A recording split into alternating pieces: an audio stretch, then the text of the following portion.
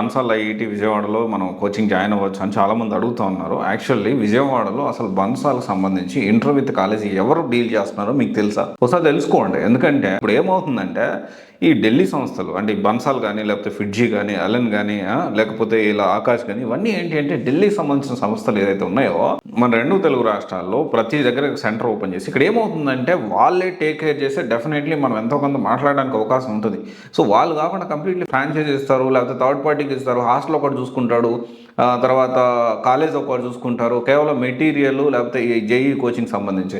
మీరు కావాలంటే గమనించండి, బన్సాల్ విజయవాడకు సంబంధించి మీరు గవర్నమెంట్ వెరిఫికేషన్కి వెళ్ళినప్పుడు కూడా బన్సాల్ ఒక దగ్గర ఉంటుంది, ఇంటర్ స్టూడెంట్స్ ఒక దగ్గర ఉంటారు. డెఫినెట్లీ రెండు కలిసి ఉండడానికి అవకాశం లేదు, ఎందుకంటే ఇది ఒక ఫార్వర్డింగ్ మెథడ్ అంటారు దీన్ని. ఓకే, సో అంటే ఇక్కడ ఏమవుతుందంటే దీనికి సంబంధించి they will not take care about inter hostel అంటే ఒక సూపర్విజన్ అనేది ఉండదు. ఖచ్చితంగా ఇక్కడ విషయం ఏంటి అంటే చాలామంది బన్సాల్ అనే వ్యక్తి ఫస్ట్ మనకి కోటాలో ఒక పెద్ద మార్కెట్ క్రియేట్ అవ్వడానికి చాలా పెద్ద ఇన్స్టిట్యూట్, అండ్ తర్వాత మనం చూసుకుంటే అసలు రాజస్థాన్ కోటా హబ్ అవ్వడానికి కారణం కూడా బన్సాల్ సారే. తర్వాత అలెన్ వచ్చింది, ఫిడ్జీ వచ్చింది, వీళ్ళు ఫాస్ట్గా ఎవాల్వ్ అవుతూ అంత ఫ్రాంచైజీలు ఇచ్చుకుంటూ అంత బాగా గ్రో అయ్యారు. సో తర్వాత మనం ఫిడ్జీకి ఏం జరిగింది ఏందనేది మనం తెలుసుకున్నాం. ఇక్కడ మెయిన్ ప్రాబ్లం ఏంటి అంటే ఓన్ కాలేజ్ ఉండదు, ఓన్ హాస్టల్ ఉండదు, ఫ్రాంచైజ్ ఆర్ పార్ట్నర్షిప్ మోడల్లో నడుస్తుంది.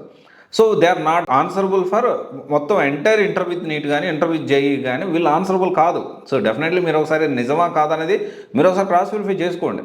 సో ఈ ఢిల్లీ సంస్థలు కొన్ని సంస్థలు ఏం చేస్తూ ఉన్నాయంటే ఇలాంటి ఫ్రాంచైజీలు ఇచ్చేసేసి దాన్ని అంటే ఇక్కడ ఎంత క్వాలిటీ ఉంటుంది, ఏ విధంగా మనం దీన్ని కన్సాలిడేట్ చేయాలి. సో డెఫినెట్లీ ఇది ఖచ్చితంగా అందరూ ఆలోచించాల్సిన విషయం.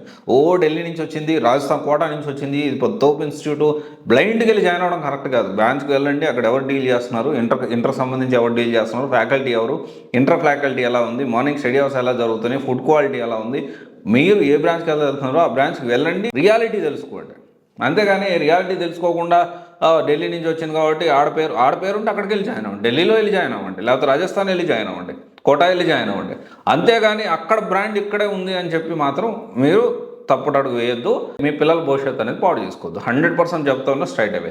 ఇది ఫ్రాంచైజ్ మోడలా కాదా, ఎవరు ఇంటర్వ్యూ డీల్ చేస్తారు, జేఈ ఎవరు డీల్ చేస్తారు, అండ్ ఈ కంబైండ్ ఎలా కోఆర్డినేట్ చేసుకుంటారు, హాస్టల్ ఎలా ఉంటుంది, అండ్ మార్నింగ్ నుంచి ఈవినింగ్ దాకా ఎవరు సూపర్విజన్లో ఉంటారు, ఎలాంటి ఫ్యాకల్టీ అందుబాటులో ఉంటారు, ఇవన్నీ మనం కన్సిడర్ చేసుకోవాల్సిన అవసరం ఉంది. ఎనీవే ఇది ఒకసారి మీరు ఆలోచించండి. బన్సాల్ విజయవాడ గురించి కొంతమంది స్టూడెంట్స్ నన్ను అడిగారు, దానికి సంబంధించి నేను మీకు అప్డేట్ ఇస్తా ఉన్నాను. Thank you.